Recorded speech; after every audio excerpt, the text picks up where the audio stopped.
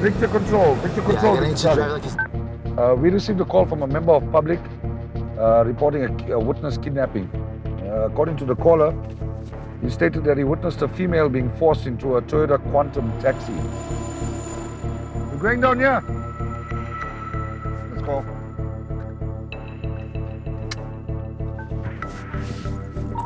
This is Vinod Singh. He's been dispatched to investigate a domestic violence report. But Singh's not a cop. He's one of 2.5 million private security officers in a country where many South Africans have stopped relying on local police and instead are calling private cops for help. Oh! What do we know? Okay, we're here with you. We're here with you. I got the female, she's in the room, she was assaulted. I need to get her out. They don't have available vehicle for now? Call the SAPs, recorded line, make a OB&C time of call. Inform them the female is kidnapped. We're breaking the door, we're getting into the house. Copy. Are you, sir? Okay. Are you all right? Okay, come. Okay, calm down, calm down. Okay. Calm down. Business for private security companies is booming thanks to South Africa's crime rate, which is one of the highest on the continent. There's actually more people working in private security than in the police force and military combined. Control, send the members on the R102 from BP down to Ottawa. Check north and southbound lane. Apparently the vehicle flipped multiple times. You copy? Push it there, medics. This unit of private security officers has been responding to calls all afternoon. This is the 5th call that they've gotten in the last couple of hours. They've responded to all sorts of emergency calls like theft, fire, and right now they're trying to rush to the scene of another car accident that just happened out here. Remember, send the vehicles through. Get the ammo in there. Anybody in the vehicle? Are you all sure? Did you all check inside? The sheer size makes private police the most important security force South Africa has to combat crime. Singh serves clients in Durban, the 3rd most populous city. A quarter of residents are Indian, mostly descended from indentured laborers. During apartheid, those Indian citizens were considered higher in status than Durban's black indigenous majority, the Zulus. Friction between these groups erupted in 1949. The Durban riot became the 2nd deadliest event during apartheid. 87 black South Africans and 50 Indian South Africans died. The military stamped out the riot after 3 days. But when apartheid ended, there was no reconciliation for Indians and black South Africans in Durban. I love all these plants. Yeah, it's hard work. Do you get fresh avocado then? Yeah. From my neighbor when I'm good to them. So I share my fruits with them, they share with us. Yeah, it's part of being in the community. Roshan Lil Rothan's family lives in Verulam, an Indian majority town on the outskirts of Durban. In the days of apartheid, there was a phrase called swart gevaar, meaning we're going to put this thing in your mind that you will fear blacks. It was what the apartheid movement did to the rest of the race groups, including the white race group, where they indoctrinated people that you must fear this particular race. Why do you think it was so easy to pit people against each other? Before you see an abscess, you'll find a pimple forming. You don't know beneath the surface, necrosis is taking place and it's going to blow. Those tensions came to a head last July. Durban spiraled into unrest again. People started protesting when the former president was put in prison for not showing up to face corruption charges. But the days of violence that followed were fueled by record-high unemployment and 2 years of frustrating COVID restrictions. Across Durban, shops were looted, factories, warehouses, and cars were set on fire, resulting in over $1 billion in damages. More than 2,500 people were arrested for theft and vandalism, and at least 215 people died. The vast majority of deaths were Black South Africans.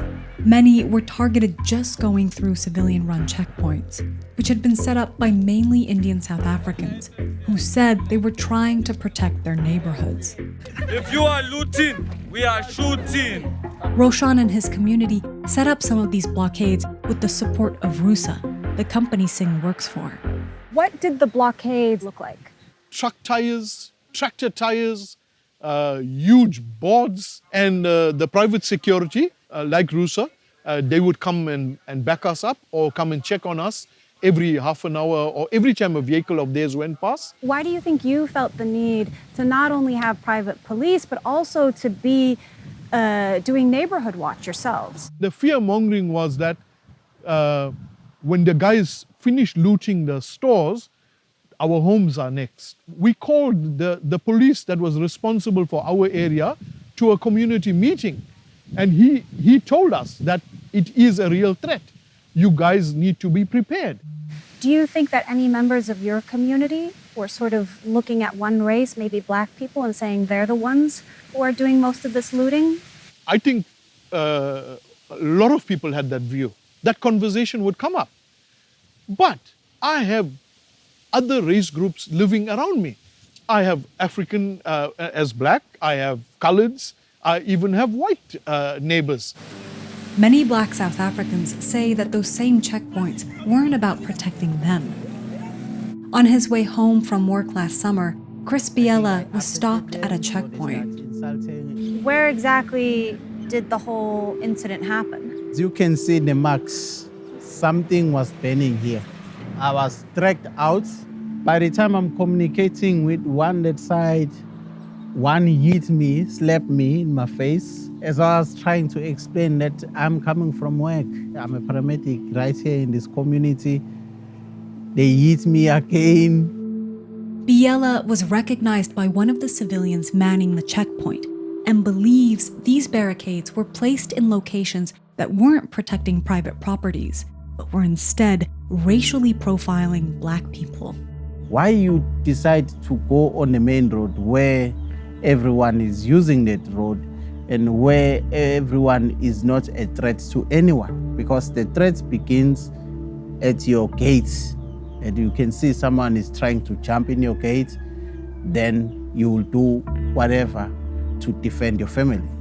What actually they were doing, they were racial profiling people on the barricades. During the unrest, where was the police? Was the police helping at all? The police were participating in brutalizing Black people. Were there any private security companies there as well? Yes, a lot of them arrested because they were practically on duty, participating in torturing people's cars. How do you know that? The survivors, they're telling. That's when we was approaching, I was stopped by the security guards. Biela says that private police were also arming civilians at checkpoints. But Rusa claims private police were just protecting civilians during the unrest. It also claims there was no force. A government regulatory body hasn't found evidence that any private officers did anything illegal, but the investigation is still going, and it has confiscated more than 150 firearms from 4 private security firms to investigate them. What role did Rusa play? We were armed, we just never shot. We protected our office space in a sense because we had so much of firearms and we could not let those firearms get into the wrong people's hands. We were forced to, comply and maintain our mandate.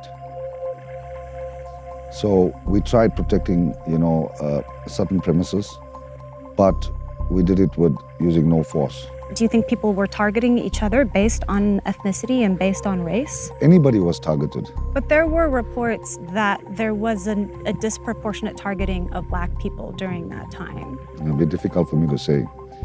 From news reports that I've read, a lot of the people that were killed were Black. But in Phoenix, I did not attend to any of the murders. How do you make those choices when you're forced into a situation where different communities are pitted against each other? We make the decision that makes us sleep at night. Companies like RUSA can help fill a gap that government-funded police can't. But ultimately, it is a business. And like any business, it will prioritize paying clients over others. They were not there to protect the citizens.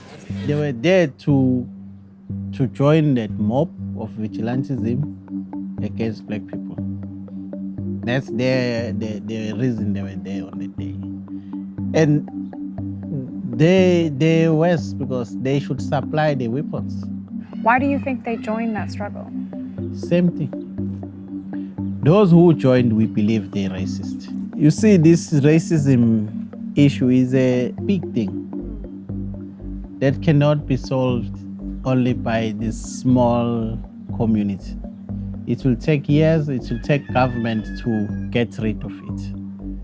So for that government is doing nothing, we decided ourselves there's nothing we can do. We must live with it. So we are living with it.